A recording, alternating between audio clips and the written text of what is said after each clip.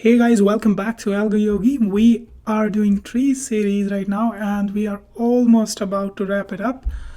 So let's get started. Our next problem in the list is pseudo-palindromic paths in a binary tree. Let's go to the problem on LeetCode. Given a binary tree where node values are digits from 1 to 9, a path in the binary tree is said to be pseudo-palindromic if at least one permutation of the node values in the path is a palindrome.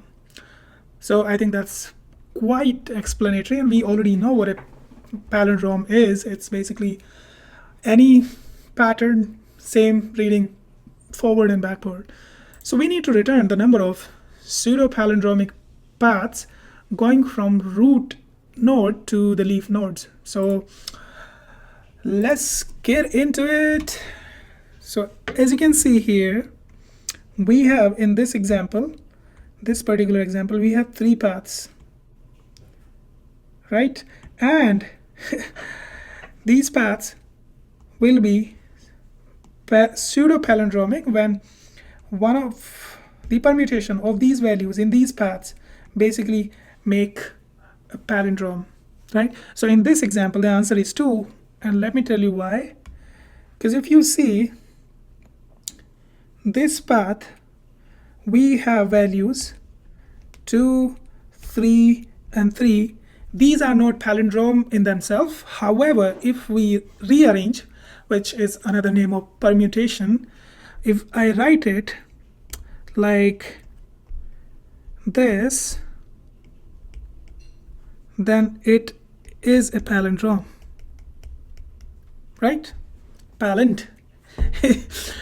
Now, we can see the similar pattern in our second path, which is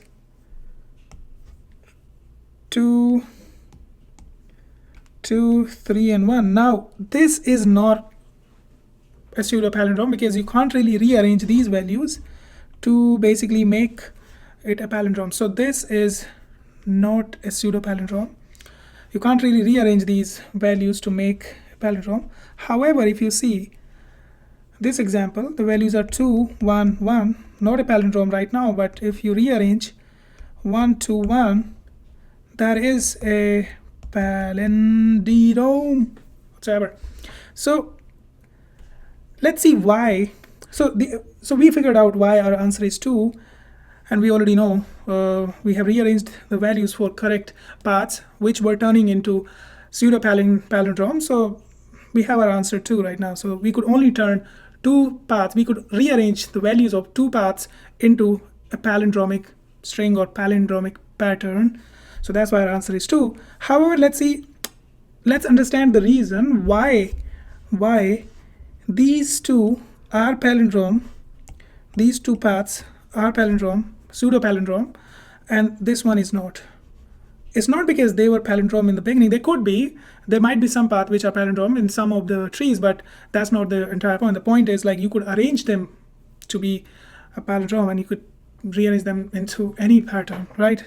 That's the point of permutation. Any of the permutation could be a palindrome, and that's it. Your path is pseudo-palindromic.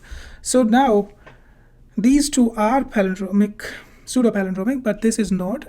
And the reason this is not is, if you see the values over here, if you see the odd number of a string, is less than or equals to 1, right? Because if they were more than 1, then that means what? So number of it's not the odd string, the odd integer, it's the number of odd integers. So if you see there are three integers and that value is basically greater than 1, that means what? There is no way we can arrange these odd number of values into a pattern where they basically are same reading backward and forward. However, here we had basically 3 occurred twice and 2 occurred once. So I see that there was one value that occurred equals to 1 or less than 1. So if tell me, if we have some values and their count is basically in even numbers, that means what? I could place those values, if it's even numbers, then I could, if I want to make a pseudo-palindromic or just palindromic string or a pattern, I could just put one value here and another value in the end, and something can go in the middle, right? And I would put them in certain order. Only if they occur in even numbers. If it is 2, then 1 goes over here, 1 value goes over here. If it is 4, then 2 values could go here and there, and similar. We could divide those from forward and backward. However, you can't do that with a value that occurred maybe like odd number of times. But if it is occurring one time, then you could place it right in the middle, just like this and just like this. You could place it in the middle, right? You could place it in the middle, and then still you have a palindrome. However, if it is greater than 1, which it is in this case, then you can't. And that's what happened here. We saw three values, and we can't make a palindromic pattern. However, if let's say it was just one value, then it is a palindrome, right? But now you can't. So what we're actually going to do here is just have a dictionary to basically keep track of the number of occurrences of each node value, and once we reach the leaf node, then we check if the count of how many values have a count that's odd, and if it is greater than 1, that means we can't form a palindrome. So then we will return 0, or we would add 0 to our answer. Otherwise, we would add 1 to our answer. So I think that way it would be just a game of tracking those values, and we can definitely do that using the dictionary. So let's do that and write our solution.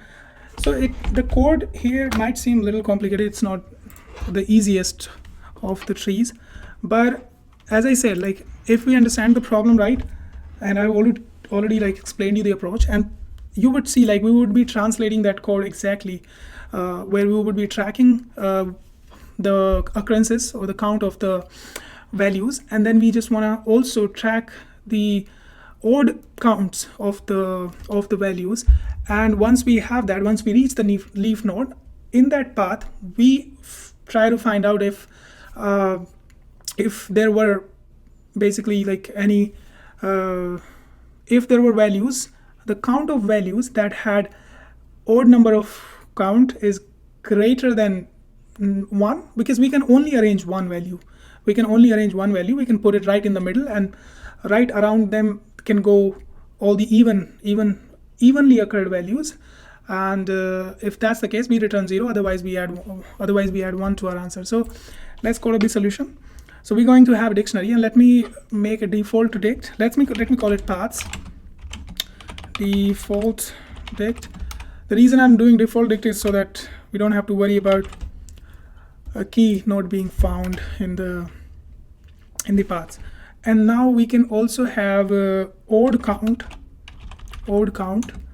and let's call it 0 right now. I'm doing array so that we have reference of it inside my DFS function. So initially it's root. If root is none, that means I return 0. Otherwise, I would want to check. I would want to put this value into my paths, right?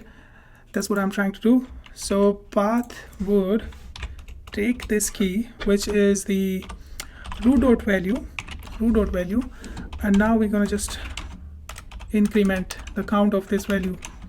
Oh my god. All right, now what I want to do is I want to know if there is a change in that particular values count, if it's becoming even or if it is becoming odd. So it would be becoming odd if either it didn't exist or it had a value. Maybe let's say we were talking about 2 in the path, and I've already seen 2 in somewhere in the path, so that means it already had a value, which was the count was basically odd. However, now it became even. So now there are 2 things that can happen. If it is odd now, that means what? If it is odd now, I will be adding 1 to it. If it is even now, then I would be removing 1 from it, because if it is becoming even, or sorry, it is becoming odd, that means it was it was odd before, so now it's becoming even. So I'm basically removing that odd count that I must have added earlier. All right, so let me call it odd odd change or odd count change. Let me call that. Now, so it would be 1 if my value, or that's basically the count of the occurrence. So if this value is becoming, no, not becoming, if I'm dividing by 2, because it can get any larger, because values can occur like so many times. So if it is equals to 0, that means I'm adding 1. If this is the case, else my odd count would be -1. So it's not 0, it's -1, because I want to remove the count if now it's becoming, this is even, this is for even. So if it is even, I'm adding 1. But now if it is becoming odd, that means last time I must have added that value that I want to remove it. All right. Okay, so what do we do now?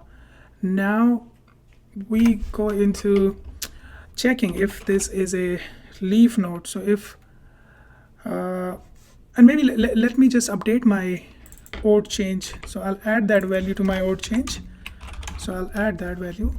Now if root.left is none and root.right is none, that's how we check if it's a leaf node. And if it is a leaf node, then I want to assign my result 1 if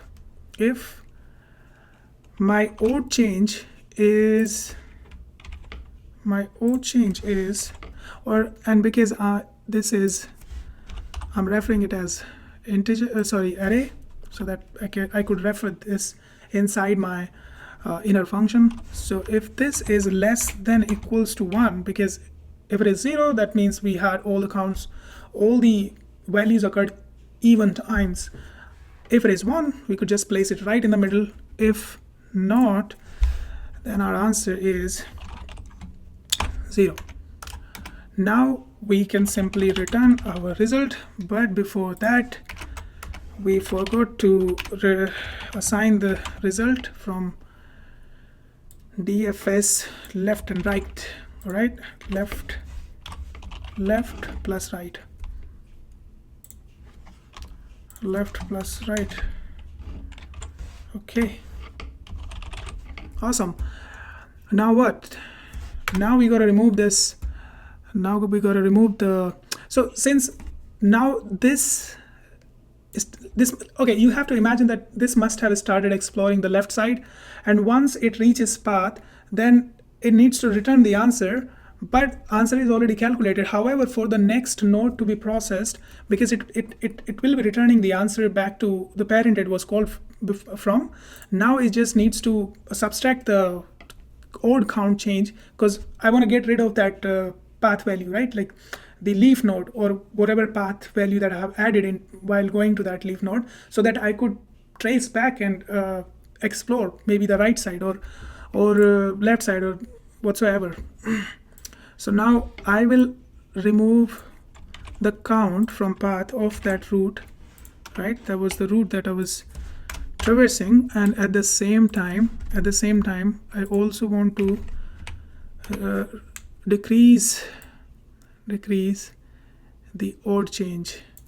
It's not this. I think I should be adding odd change and not not just the one. We will do the same thing. I will remove this so that that value is not considered when I'm going back, right, wherever this particular node was called to return the answer. So it returns the control back to its parent, and that parent can decide if it needs to return the control to the parent it was called before, or it still has to explore this side. Okay, and that's it. Let me return DFS on root. So we can again go over the answer. So what it's really doing is we have these paths, and this is default dictionary. We have odd count, which is the count of the odd numbers of the values that have occurred in my paths. So if I just explored one entire path and I saw certain values, which is from 1 to 9, and then I saw how many times each value occurred, this odd count is checking how many values occurred odd number of times.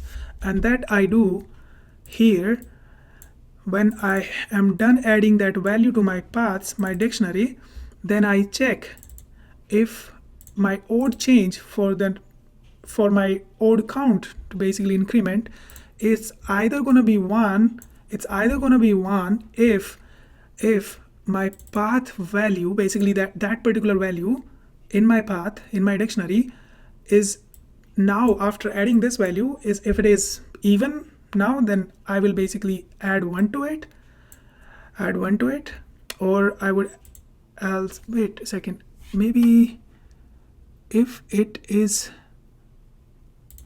yes, this is it.